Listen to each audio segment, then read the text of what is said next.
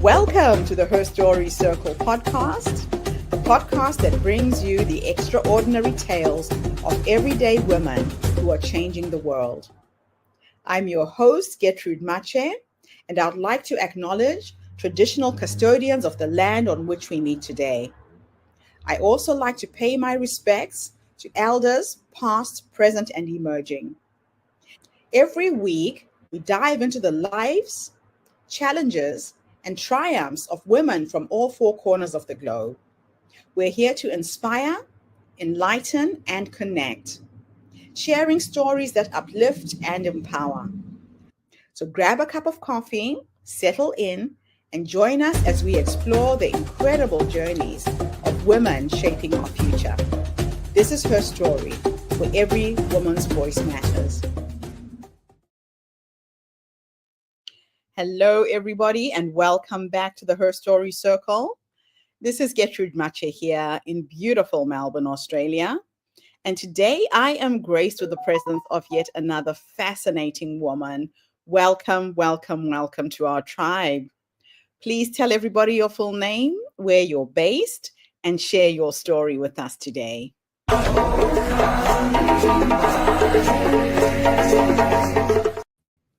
Hola, good afternoon, good evening, whatever time of the world that you are seeing. My name is Rosie Paulsen. Actually, my real name is Rocío de las Mercedes Crespo Zurita de Paulsen. That's how in Ecuador I would be named if I would still live there. But I'm moving to the United States. I was born in Ecuador. And I moved to the United States in 1988. So I've been living here, my American dream, for many, many, many years, more than I'd ever did in Ecuador. I moved into the United States when I was 17. I turned 18 here. And this year in December is going to be my 55th birthday. Yay! And I'm super excited about that because during the pandemic was my 50th birthday. So I couldn't celebrate it too much because we were all in our little retreat, a little forced retreat. But I am a mother of about three adult grown children. I've been married to my wonderful sweetheart, Scott, for 18 years. This year is going to be 19 years, July 29th. Yes, July 29th. I always have to remember that. We have been, we empty nesters now, but recently we both adopted. So my husband adopted a kitty about 2 years ago, and I walked in the park every single morning. And about a year ago, this little kitten found me, and now we have two daughters, fur daughters. Their name are Sandy Claus and Sabrina. My children, like I mentioned, are older. I have my first daughter named Tabitha. She's 34. She's actually my administrative assistant, following in my footsteps of what I do. My son, Steven, is 30 years old. No, he doesn't have a girlfriend yet. And then my younger, I call it my younger daughter, her name is Crystal. And she lives not too far from us. She loves everything that has to do with makeup.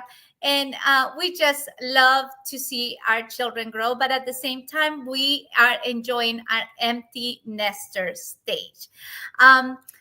What else can I tell you? When I was in Ecuador, I love to play soccer because I used to play basketball at my high school. I just realized not too long ago doing some soul searching that I was always an athlete because I love to just be out there and in the sun. But I used to play basketball a lot, especially for my high school. I used to go to one of the largest high school for girls. Now they're co-ed in Ecuador, in Quito, because the capital is Quito. That's where I learned. That's where I grew up.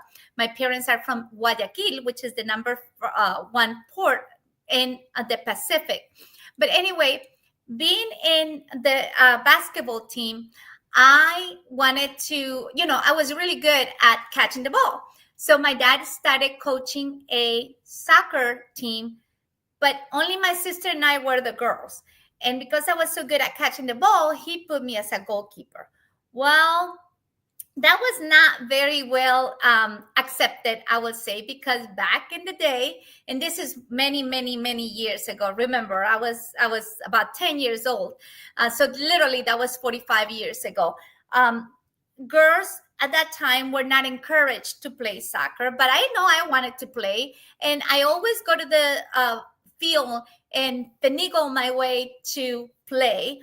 Um, and then I remember one Saturday I was ready with my all my arguments and all the reasons why my friends needed to accept me in the team.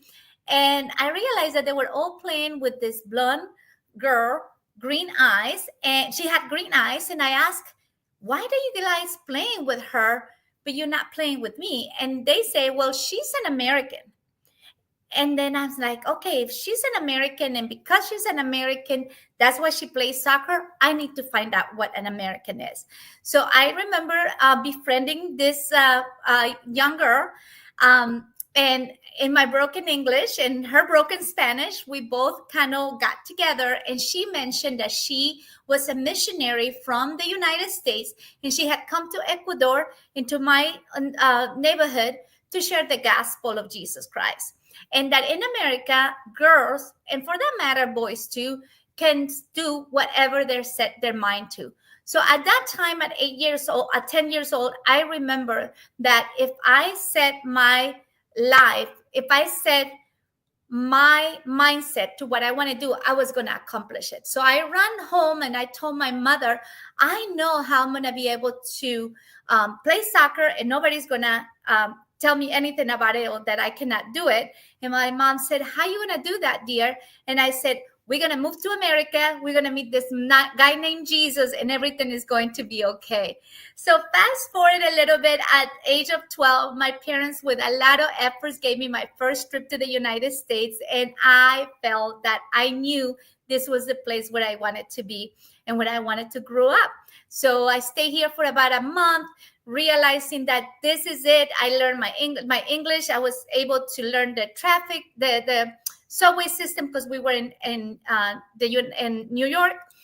I visited the Twin Towers, which they're no longer there. But I also was able to communicate a little bit in my broken English. But I knew that this is where I belong. And on my way back to Ecuador, crying, it takes about 4 hours to get back. I cried all those 4 hours and I say, America, you haven't heard the last of Rosie.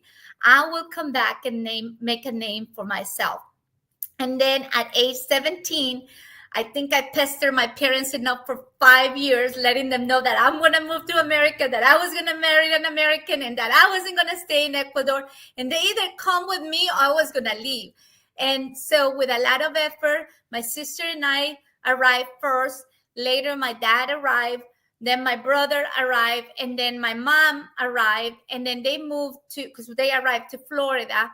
And then my sister and I were in New Jersey. They went and picked us up and brought us back to Florida. So I have lived in Tampa since 1988. So 1989 is when we moved officially to Tampa. Of course, now Tampa is the third largest city of Florida.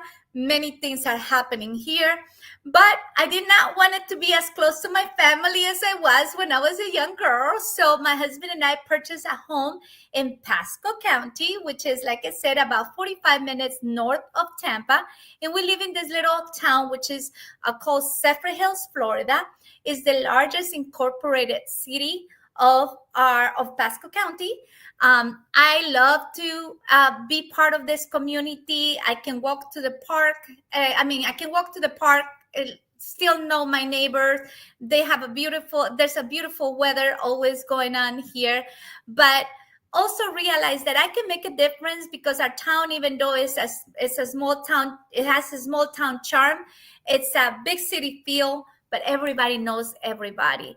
And that was one of those things that I said, okay, if I'm part of this community, I'm going to immerse myself and make a difference, because if you change yourself for the better, your environment is going to change. So my goal is to make a difference.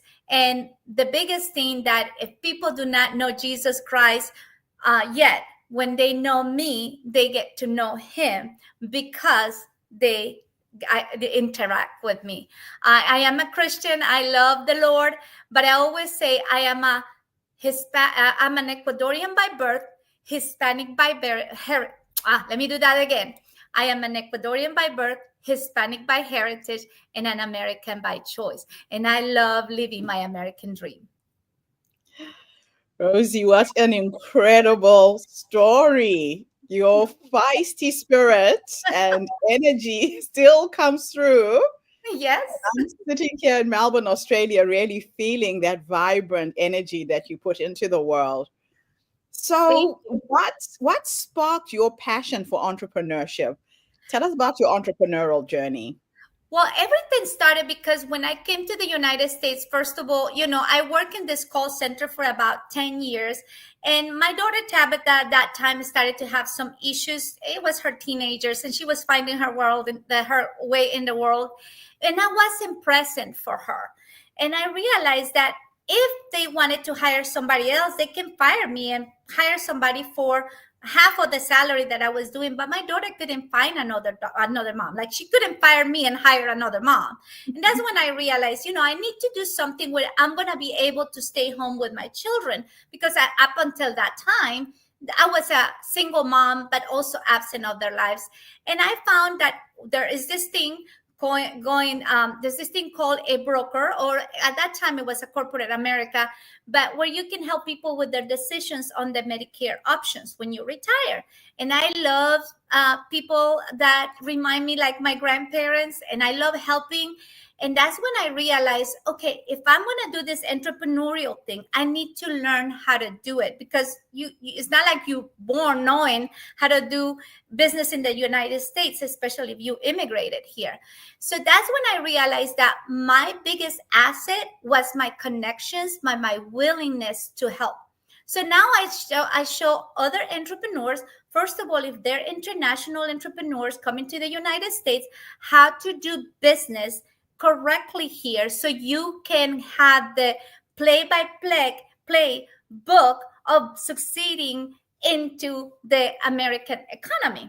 And then at the same time, how to change your environment, because now once you have your financial security in order, you can teach others how to do the same. So you create a legacy of wealth for your future generations and everybody that you want to bring on board, and they want to, be part of your legacy and your lifestyle. That's absolutely awesome. Now, what were some of the early challenges that you faced as a Latina entrepreneur?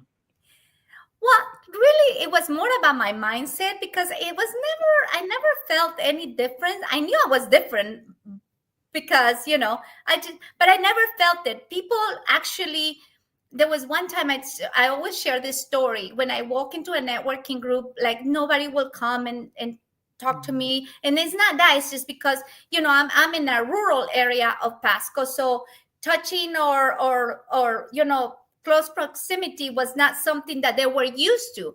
But I realized, I can make this change. So I will come in and I will give them a hug, and I will shake their hands, and I will smile. My smile is my magnet. And I know that's my biggest asset. So one day, like, fast forward 2 months later, I'm talking to this person, and I see this line of people lining in front of me, and everybody's hugging me and shaking my hand and hugging me. And then this lady, it was her first time. She asked this other person standing next to her, like, why are we standing in this line? And she goes, well, we all say hi to Rosie before we walk into the door, because that's how her culture works. It was not the culture. It was, I changed my environment, and I show them that hugs and shaking hands is the way you feel welcome. And now everybody will come first to me, and then they'll go into the networking group. So just knowing what your passion and what you were, to me, I was born to welcome people into a place. So in churches, in places, I'm like the greeter. I love to greet. And that is the most powerful position you can hold. Even as a chair, or the person that is in charge, the president, they don't have as much as power as the person that is at the door, because you make it or break that person that's coming into your group.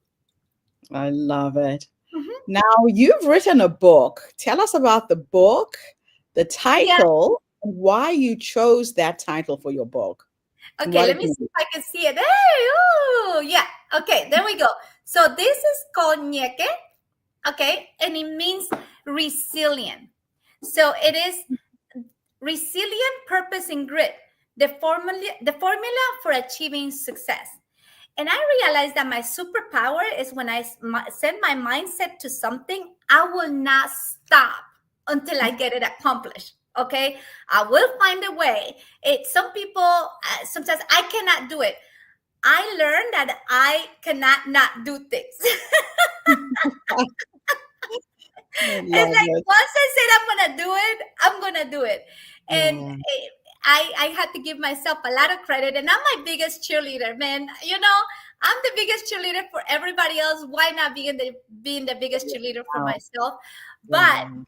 I know that if I set my and that now I have to be careful, because now if I set my mind to it, I'm gonna do it. So I now pick and choose my battles a little more strategic because as I get older, I don't have as much energy or time, you know, and that's why now my time, because our biggest commodity, is time and our wealth, right? So those Yeah. two things you can buy back. You cannot pay all the money in the world. It's not going to happen. So that's why time management is my best friend. And then, putting Rosie first in the health part is also very important to me, because I want to live to be 105 years old. So, what inspired you to enter the Medicare insurance industry in particular? Well, that is actually, I would say that was an answer prayer, because I realized that I could help people. I just didn't know how. And Hmm. Medicare is such a complex um, system, and they make it more complicated. In America, that's the one thing that it's very complicated. And people do not like to talk about insurance. But when you get sick, they're intimidated to talk about insurance. Let's face it. I mean, I love all the acronyms and stuff like that. But I've been doing this for 21 years. People do not like to talk about insurance. But if you get sick, and you now have to pay a lot of money for doctors and surgeries, you want your insurance to work. So I realized that there was a lot of confusion, especially because a lot of the people that are turning 65, might not have a friend or a family member that is engaged with them. So the information is so complicated. I will then have to come and teach him and explain this information. And I said, you know what? I think I'm going to make it very simple as long as it's reliable. So that's the hint on my SNR services, simple and reliable insurance services. And then I just being part of the community, because again, 65, not everybody, I mean, everybody turns 65, but when I started networking, there were a lot of younger people. But now Yes. it's paying off 21 years later, because I'm constantly having my friends that I met over the years turning 65, and they automatically say, well, I'm going to go with the Medicare matchmaker, or La Reina del Medicare if you Um, speak Spanish, and that's Rosie, and she's going to be my agent.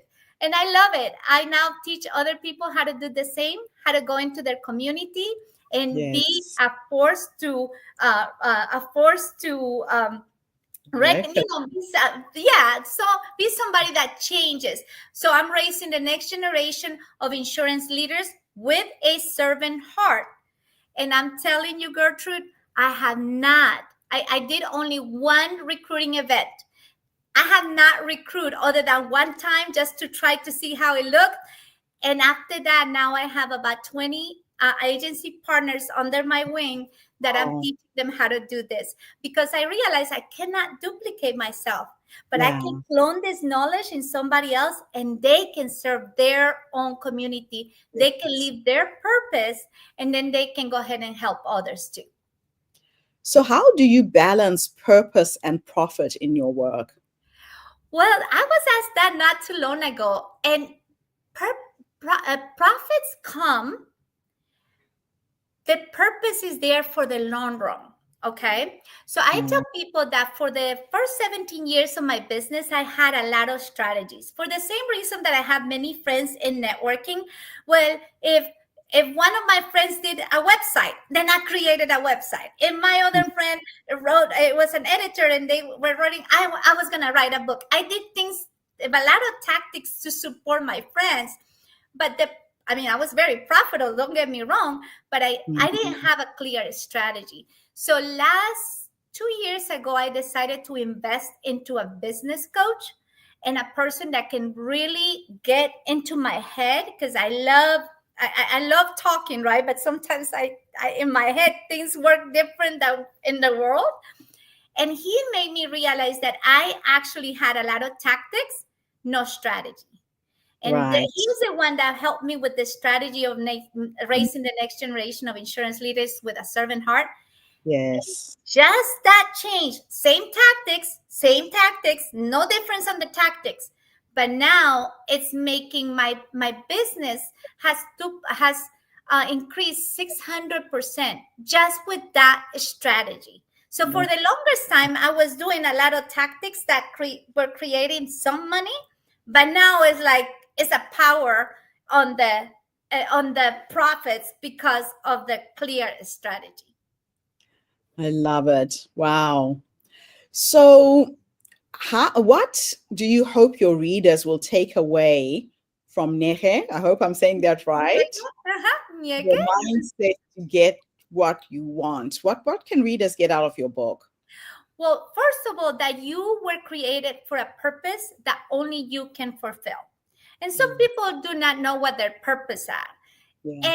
And the idea is for you to realize there is something that you do automatically that you think, oh my God, everybody does it. Everybody does this. Nobody wants to learn about what I do because, just everybody can do it because it comes so natural to you, right? Yes. But that is your superpower. So for me, never giving up and accomplish what I set my mind to, that is my superpower. And helping others is my purpose. And like I mentioned, I want people to know Jesus because they get to know me, right? And that is what the readers are going to realize, that living your purpose is going to help you stay in your career, in your life for the long run. You're going to have a lot more resilient because you know what you were created to be. And with that, I always call it like the Spider-Man, right? With that power comes great responsibility. Because if you do not live your purpose, the people that are looking for you are not ever going to be able to find you, and you're not going to change their lives. And God is not going to meet them through you. So by you living your purpose every single day, you will feel like $1,000,000, and also you will be there for the long run. And if you live your purpose in your business will also profit. And at the same time, you will make a difference and you change your environment by leaving a legacy of how people are going to remember you by. But I know my people are going to remember me by my smile, and that I made a difference wherever I stood. I love it. So what role does community play in your success model? Community is everything. So, in the Medicare arena, like I mentioned, everybody is going to turn 65, but not everybody is my client. That's another tip that I also share in my book. It's okay. My pain tribe is not your pain tribe. Gertrude is not somebody else's pain tribe. It's yours. So what you have to do is be the voice, be authentic, be who you are, because it's more difficult to be who you are not, right? Be who you are, be authentic, and put yourself out there so your pain tribe finds you. When they find you, they're going to get to know you, like you, trust you, and do business with you because they got to know you, right? And the BNI model is credibility turns into into visibility, that turns into profitability. But you can, in my industry, you can't go and say, hey, do you need insurance? Do you need insurance? Because again, nobody wants to talk about insurance. But when they see me, picking up trash, because we all gonna, as a community, we're gonna go pick up trash in the park. and they see me doing the same thing, they're gonna say, "Oh, Rosie's there. Oh, and then next time we're gonna go hang out in Main Street and look at the parade. Oh, Rosie's there too." And then Yeah. eventually, the third time, they say, "So what is it that you do?" And they usually see my ads too in the newspaper or things like that. But Yes. it's funny because a lot of people says, every time my mom sees you on TV or whatever, there goes Rosie. There was Rosie. And that's Oh, what makes the good. difference. Yeah. Yeah, so people become familiar with you. You almost become a household name, and that trust is built throughout that process, correct? Yes. So my friend, one of my marketing friends, call me, I'm a little celebrity. Is your leave your celebrity status? Which I'm like thinking, yeah, why not? I'm a celebrity, and it's very inspiring. I know that's why I have my little personal motto called pure positive and inspiring ideas, because I inspire myself, because I know that a lot of people that when I grew up, there was not as many people that look like me, I will say, in the Mhm. industry, and especially in, in the entrepreneurial or in the networking events. But now I want to inspire younger girls that they say that they might look different, that they do have somebody that they can look up to, somebody that has been successful, and they still look like them. Oh, I love it. Now, let's talk about how you're helping other immigrants. Mhm. What advice would you give to immigrants trying to start a business in the USA? Well, the first thing that you got to do is really be mindful about what you're going to do and how you're going to do it, right? Um, Mhm. the thing in the United States is that there are laws that we have to follow, right? Yes. And if you follow those laws, you are going to be successful. So the part that you got to understand is how those laws interact with your business, right? And then Right. the second thing is that if you break the law, you might get away with it today, Mhm. tomorrow, but eventually it's going to come back and get you. So don't break the law, but learn how to use the law for your advantage. So, for example, one thing that I always share with people is that I created this Chamber of Commerce here, and I realized that the elected Mhm. officials that wanted to reach the Hispanic community, because my chamber was the Pasco Hernando Hispanic Chamber of Commerce, they didn't have any other place to do it, so they will come to the chamber. And I Wow. realized, okay, how these elected officials will come here, and now I have access, and I talk to the county commissioner and things like that. Mm. And I said to people, it is my responsibility as a business owner, the same responsibility that I have to pay my taxes, to get involved in my community, to get to know what laws are being passed or not being passed in my area, because Yeah. it will affect my business directly or indirectly. And the Mhm. only way to know that is by getting involved with public policy, which is what gets the elected officials into the place that they are at. So Yes. I became part of the Florida Commission of the Status of Women, because Okay. there was a summit that they teach you how to speak with elected officials, and that's how I got involved. I'm now I am an appointed official commission on the status of women. But I realized that was the power, learning how to speak to your elected officials. And now Yes. I'm a powerhouse with that. So literally my elected officials, they're just text away and they know not to mess with Rosie. Oh, I love it. Now, Rosie, let me finish off with two questions. In the one, I'm going to teleport you into the past Okay. to that young, feisty woman who was out to change the world, determined to live in the US and make a life for herself. If you could go back and give yourself three nuggets of wisdom based on what life has taught you up until this point, what would those three nuggets of wisdom be? You are beautiful. You will change the world, and your legacy will live forever. I absolutely love it. That level of confidence comes with years of experience, I'm sure. Yes. The last question is futuristic. You said you're going to live to 105. So we're going to go and meet the 105-year-old you. Mhm. You keep using the word legacy, leaving a legacy. If I could teleport you to go and meet the 105-year-old you, this amazing woman who has led you up until this point, what will you say to her when you finally meet her? Now, I like asking women this question because a lot of women don't realize that the wise woman is already in us, Mhm. that we look outside of ourselves for answers, for solutions, and we forget to go within to get those answers. So when you meet this amazing woman who's leading you to the age of 105, what are you going to say to her when you finally meet her? Well done, good and faithful servant. Absolutely beautiful, Rosie. Thank you so much for coming online and sharing your story with us today. Where can people buy your book? How can people get access to you?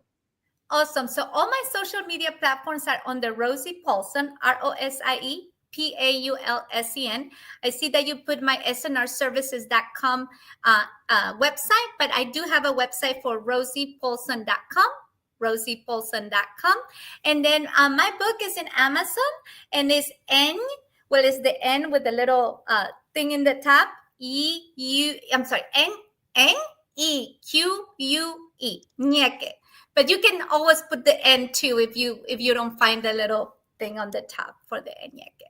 But anyway, rosiepaulsen.com is where you can find all that information. But all my social medias are on the Rosie Paulsen. And remember, it's SEN, not SON, because a lot of people think it's SON, but it's PAULSEN. Fantastic. I've got it displaying at the bottom of the screen. Rosie, thank you so much. And thank you to everybody who tuned in today. The Her Story Circle is not just a podcast. We are a social impact movement that brings you the stories and voices of women from all over the world. Today, you've heard a story that started in Ecuador, is ending in the United States. And we share these stories to uplift you, to inspire you, to energize you, but most importantly, to take you from where you are now to where you're trying to go. So tune in again tomorrow when I interview yet another amazing guest. In the meantime, have a fantastic day, morning, or evening, wherever you are in the world. And Rosie, thanks again for the interview. Stay pure, positive, and inspired. Ciao. Bye for now, everybody. Thank you for tuning into the Her Story Circle podcast. I hope today's story has inspired you to believe in the power of our stories and the difference you can make in the world when you use your voice.